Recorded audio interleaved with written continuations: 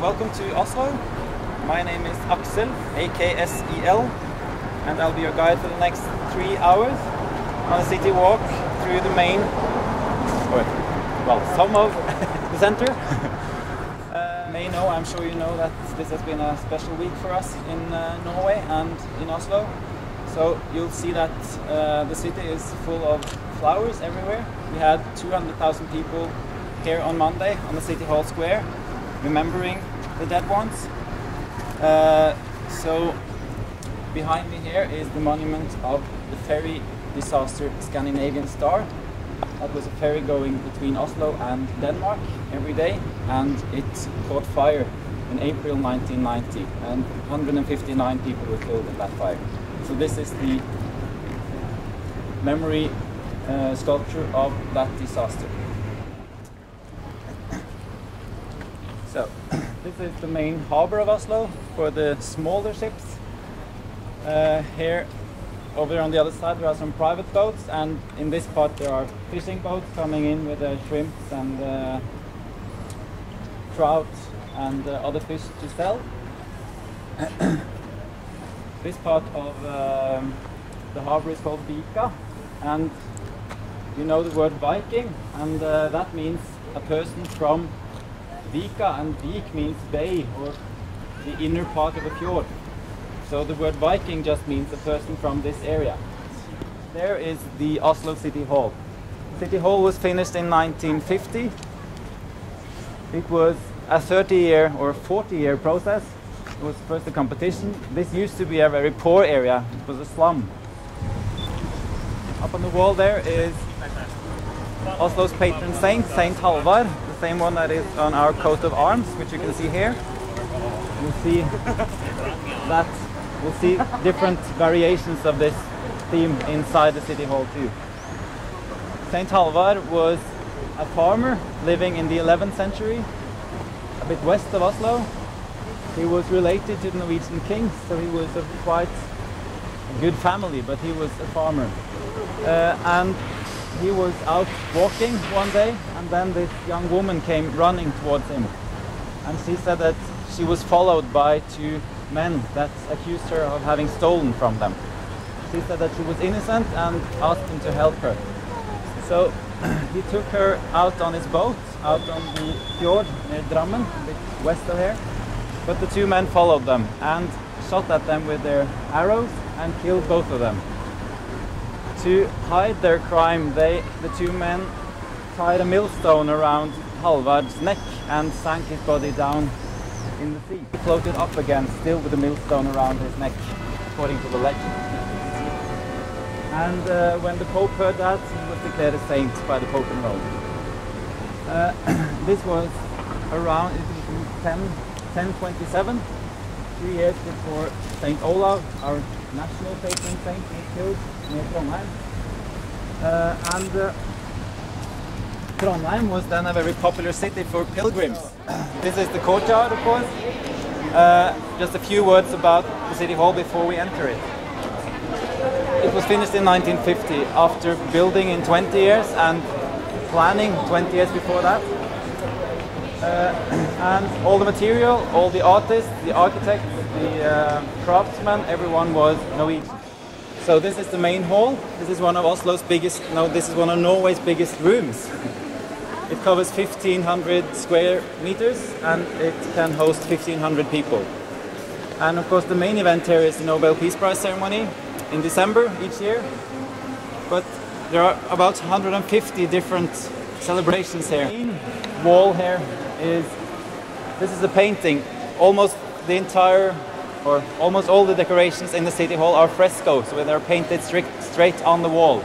But this one is a painting, painted on big wooden plates, and it describes different episodes from Norwegian history and some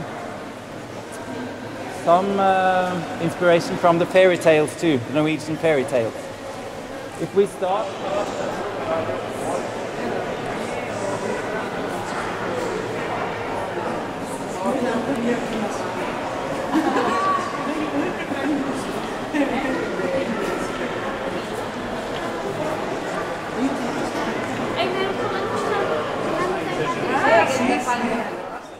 This is Hardråderommet, meaning the hard ruler room. And the hard ruler is one of, or it's the last Viking king. It's Harald the hard ruler, Harald Hardråde. And this is the best view room, definitely. This is the celebration gallery. There are receptions here and different celebrations that are not big enough for the main hall. And what we look out to is the Oslo Fjord, of course. You came in from that part, and straight down there is the Pier of Honor, and that's where King Haakon and his family was greeted by hundreds of thousands of Norwegians on the 7th of June 1945 after their exile in London. It's also where when heads of states are visiting Norway, coming by ship, they enter Oslo on that pier. The last one was Queen Beatrix of the Netherlands last year. This is from a shipyard, and then this is It's called the Battle of the Marketplace, and it started with lots of farmers coming from the outskirts of Oslo to sell their things in town, and then they gave their horses water inside the town, and that was not allowed because they were not allowed to drink up the city people's water. So someone tried to defend them, and the police started to there was a fight on the marketplace because of that. Not too bloody, but anyway. Karl is the biggest king name in Norway. The first king of Norway, unified Norway, was called Karl. In the year 872, he unified Norway after having beaten all the local chieftains along the coastline. So he was the first king of unified Norway in the year 870. Then King Harald Hardruler, founding Oslo, or at least and then Harald V. Queen Sonja was the first commoner queen. She was a commoner, and they had to fight for almost 10 years before the parliament gave them permission to marry. His father was both immensely popular, and the royal family has had about the same popularity since 1905, since we became independent. And there are always more than 70% supporting the monarchy in Norway. It has been the same for 100 years. In the biggest cities of Norway, we have the same parliamentary system, so the city council is only making the big decisions, and there's a smaller council doing the everyday work, like a government on a national. So this city government is on the first row here, and then the city council sits behind them and makes the decisions. The small council does not have the right to vote in this assembly. The city council meetings are open, so there's a gallery up here where you can come following the debates. The mayor sits there. The mayor has more ceremonial role, like the king on the national level, while the leader of the smaller council has is like the prime minister's role. Behind the mayor is the Oslo tapestry, with St. Halvard again in the middle, and then different episodes from Oslo history. St. Halvard is sitting on the lion throne, and the lion throne is a... This room is decorated by Akershus, and the theme here is the human rights, and how the Norwegian constitution was inspired by the human rights and by the ideas of the American Declaration of Independence and the French Revolution. Norway has the second oldest written constitution in the world. It was made in 1814. And this wall is the French part of the way, and then behind me in that direction you see this yellow building with two towers. That's the Nobel Peace Prize Center.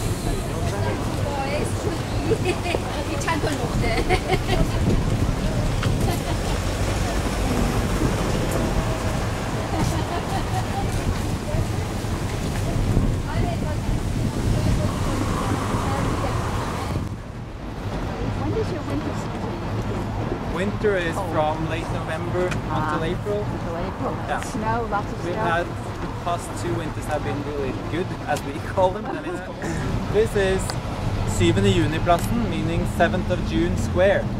And the 7th of June is one of 3 important dates which we celebrate. We have the 17th of May, which is the National Day, the Day of Constitution, back in 1814, as I told you in the City Hall.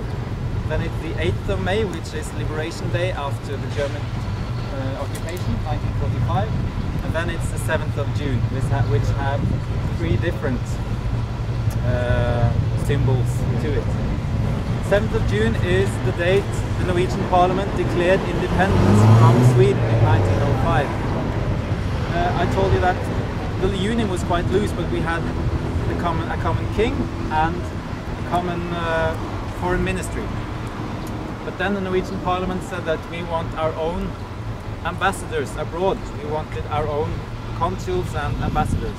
But then the Swedish king didn't accept that, and according to the Norwegian constitution, the king has to sign every new law.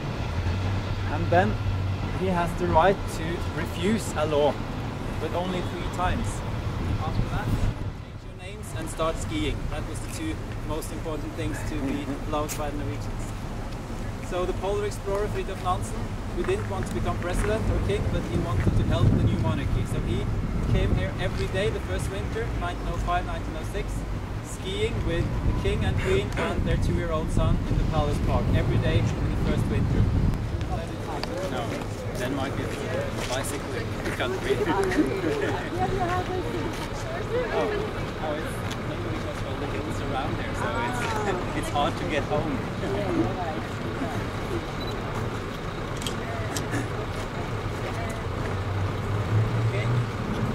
Come a bit closer, maybe.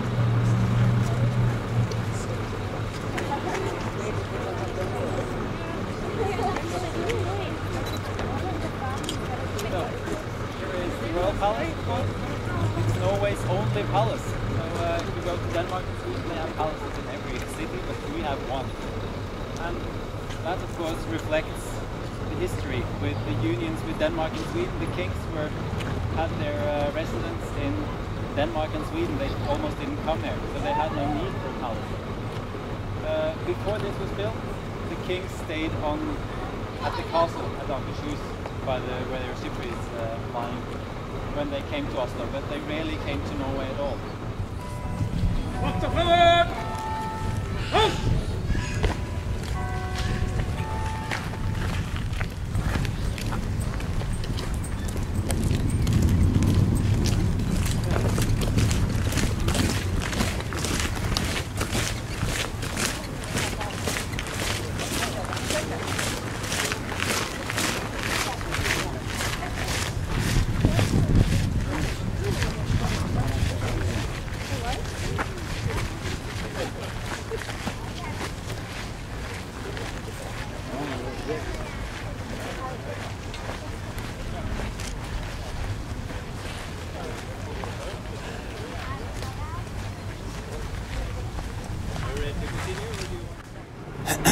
Oslo is more than 1,000 years old. We're the oldest capital in Scandinavia, and we're also the least populated one. It's only 600,000 people living in Oslo, but in terms of area, it's actually one of the world's biggest cities, and that's because of all the forests, of course. The slogan of Oslo is the blue and the green and the city in between. And you see behind us we have green hills around the entire city, forest lands, woodlands, and those areas are not inhabited, or you're not allowed to build houses there. According to national law, only 1/3 of Oslo's area is supposed to be inhabited. The rest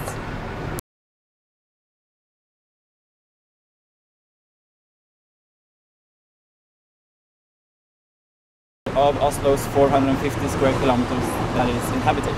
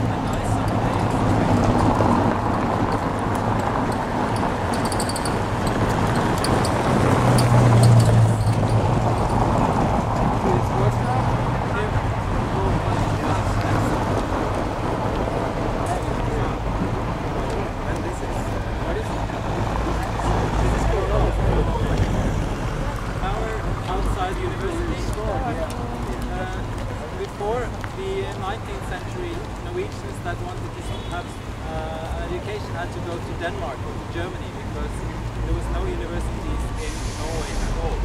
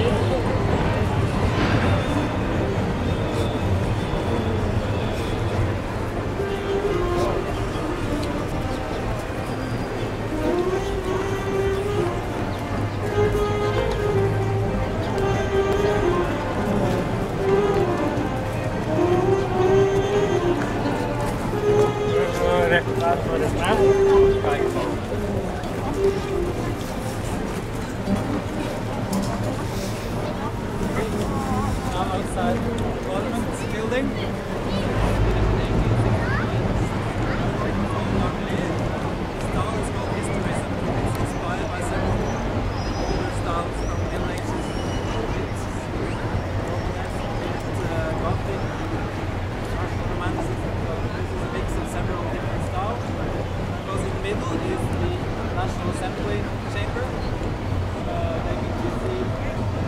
Chairs with the window on the top row there.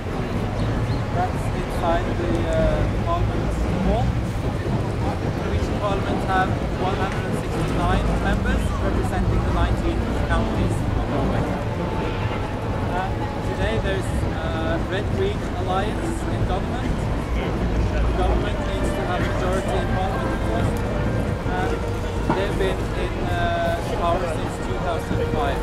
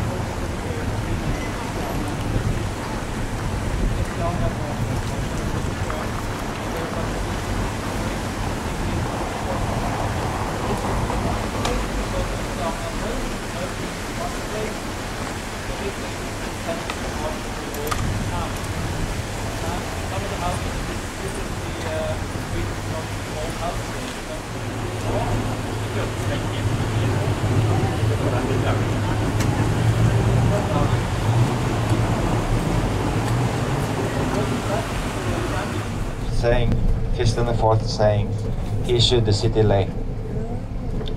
Straight ahead of us, the old city hall from that period of time, built in 1630s, and the oldest building from this area on our left hand side, the home of the administrator of the city in that time.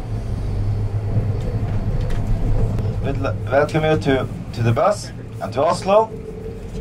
Hope you had a good day this far. The weather is nice. It's a beautiful day. We're gonna stay together for about 3.5 hours. We're gonna drive through the city center. Then we'll walk for about 45 minutes in the Vigeland sculpture park. And then we'll go to the bus again. the end of the park, and we'll go up to Holmenkollen ski arena, the ski arena for Nordic skiing, and then we'll have a photo stop up there, and then we'll go down to the Viking ship museum, and then we'll go back to the ship again. We make a quick stop. You can take photos, of course, of the new opera in Oslo, and this opera was finished in 2008. And you can see people walking on the roof. It's a nice place you can walk, and you can almost do picnicking, and you can. We have festivals outdoors there also quite often.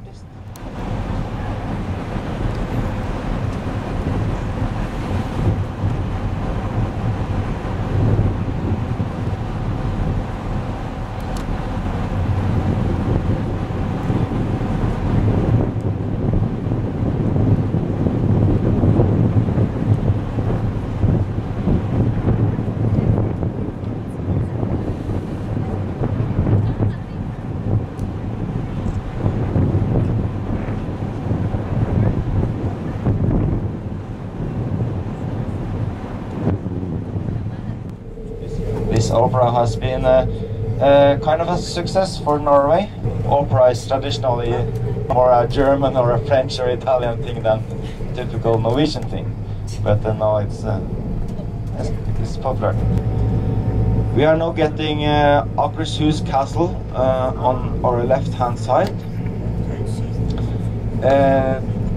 They built a castle here in 1299 and the following years.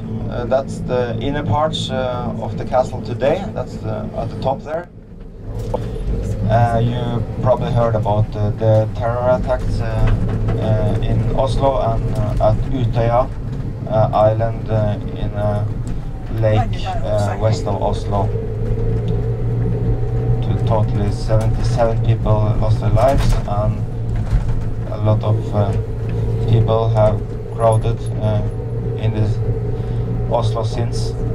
There was a big demonstration or a parade, a rose parade earlier this week with about 200,000 people.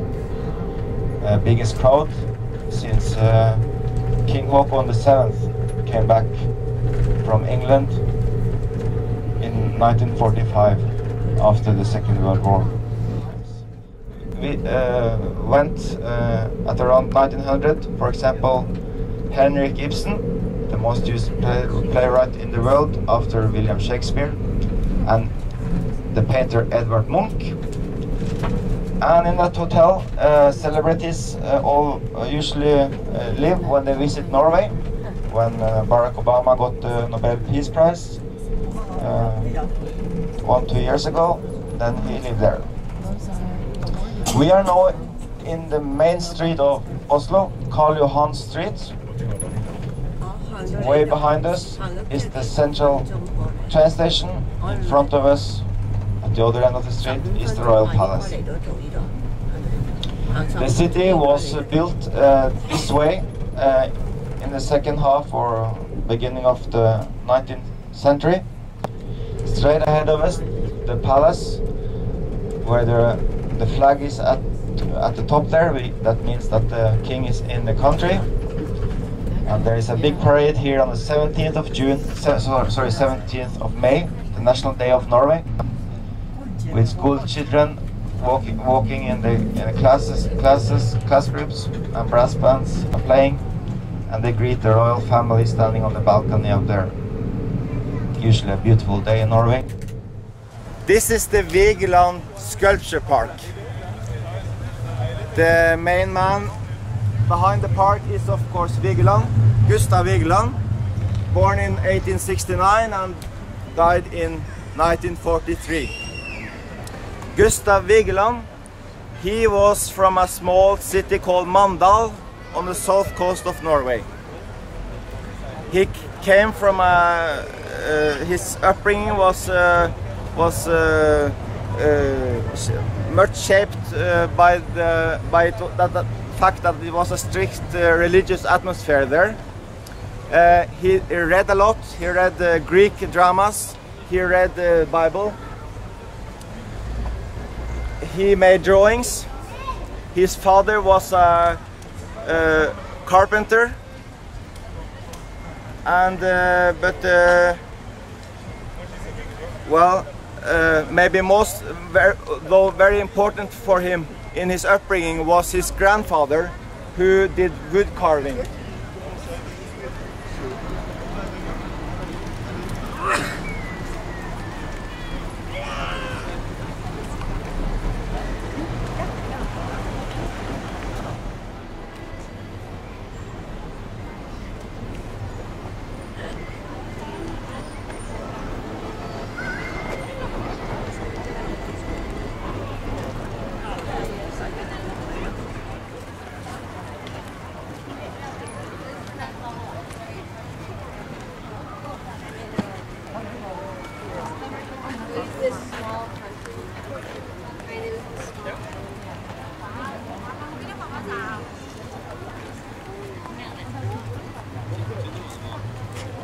Here we have the bridge with the bronze statues. Except for in the corners of this bridge, you see another material used. That's the granite, and that's also repeated in the park. This material. In three of these corners, there is a man hiding a lizard. Here we can see the man winning, having control over the lizard. But in this fourth one, there is a woman, and it's showing her to be maybe to be submissive. Showing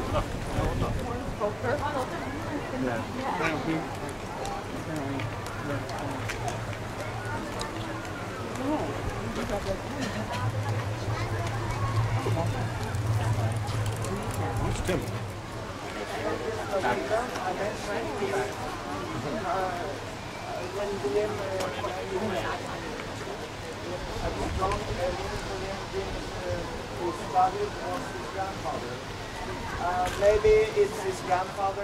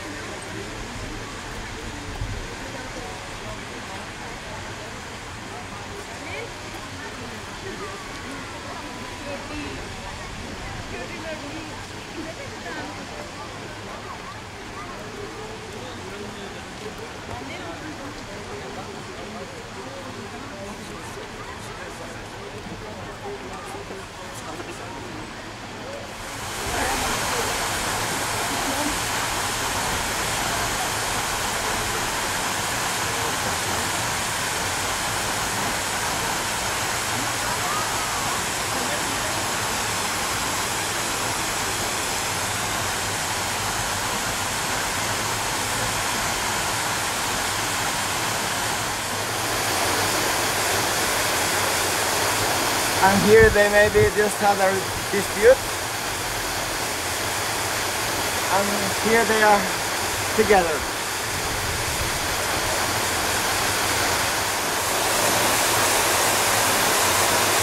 And maybe here we can see the boy is wondering about what happened. And what happened comes next here. She's maybe pregnant. She's sitting on a tree. If you look more closely at this first tree, you will be able to have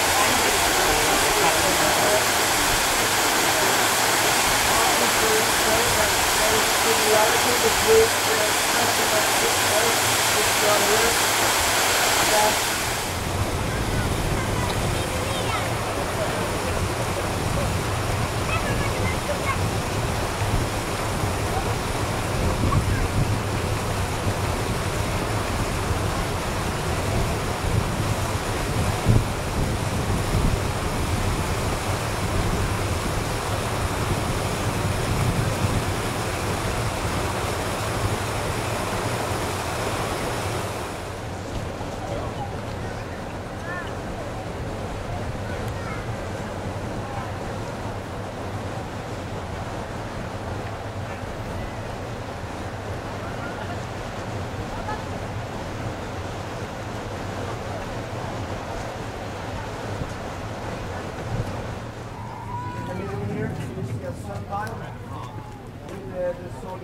symbol. And in this part, the sun, the earth, and the water are important.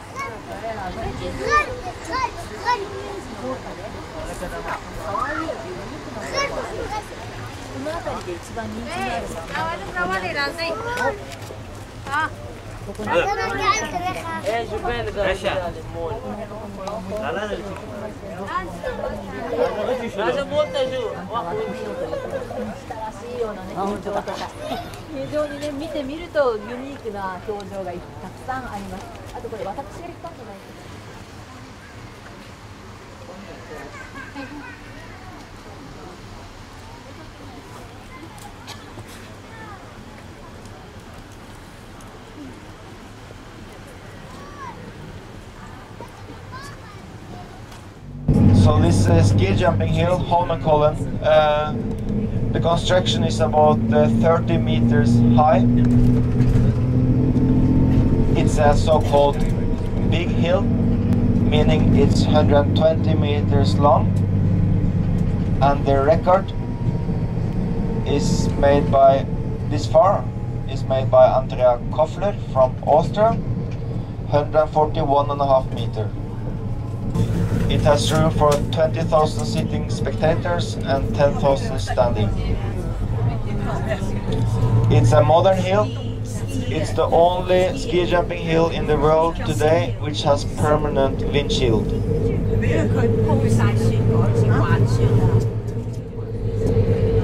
Okay, we have a church on our right hand side up there. That's a church which was built in the beginning of the 20th century. Actually, it was put on fire, so it was rebuilt in the 1990s. On our left hand side you see a statue, and that's the father of the present king.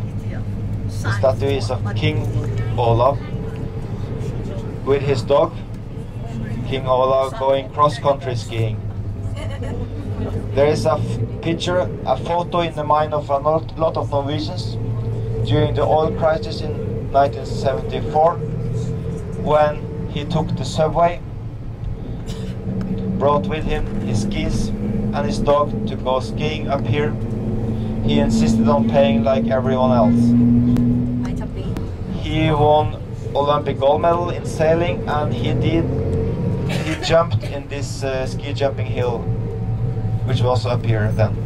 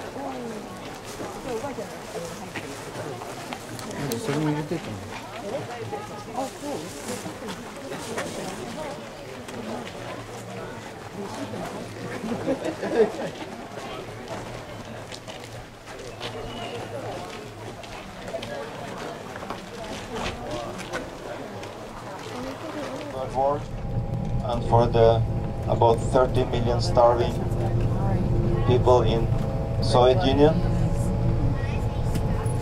For that work, he got the Nobel Peace Prize in 1922. The flagship is in a museum at the Vigeland Peninsula. That's where we are going now, to that peninsula. There are all the maritime museums there. One of them is the Viking ship museum.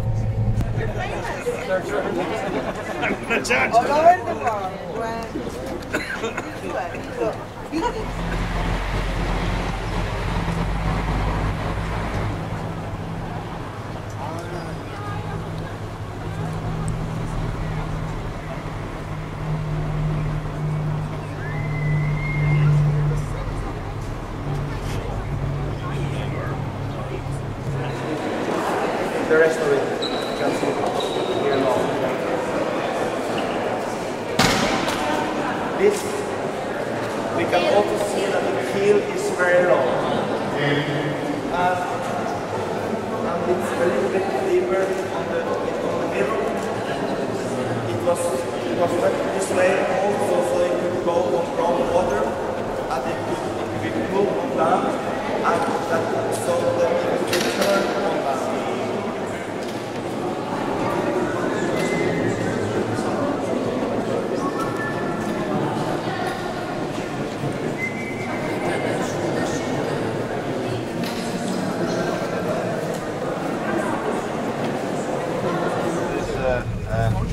We saw the two heads out there.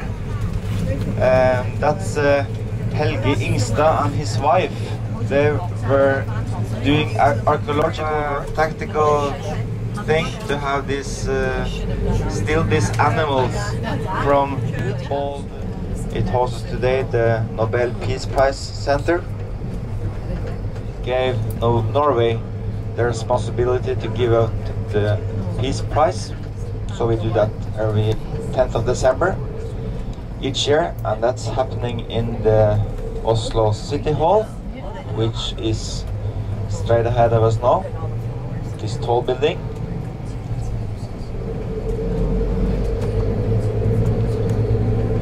the 4 other prizes, and actually the 5th one in economy also came later on, are given out in Stockholm. Medicine, literature, chemistry and physics.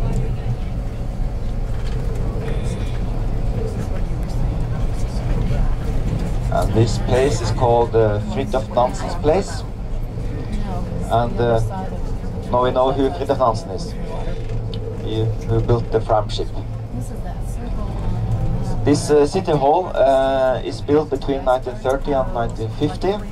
It has only Norwegian material, the architects are Norwegian, all the artists who have done work in there are Norwegian. Outside now, on the grass, there are empty chairs. It's a monument for the Jews who were deported. About 830 Jews were deported from here to Germany during the war. 28 came back.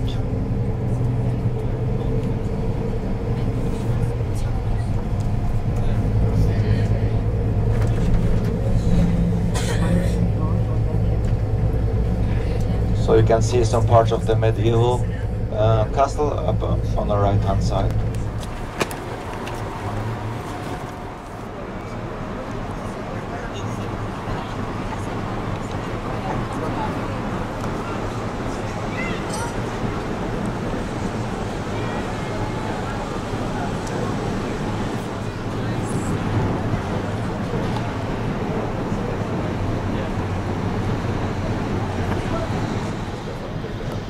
But what's really interesting is that it's all, it looks to me, I mean, we're here, we don't know anything about skiing, but they have like all cross-country runs.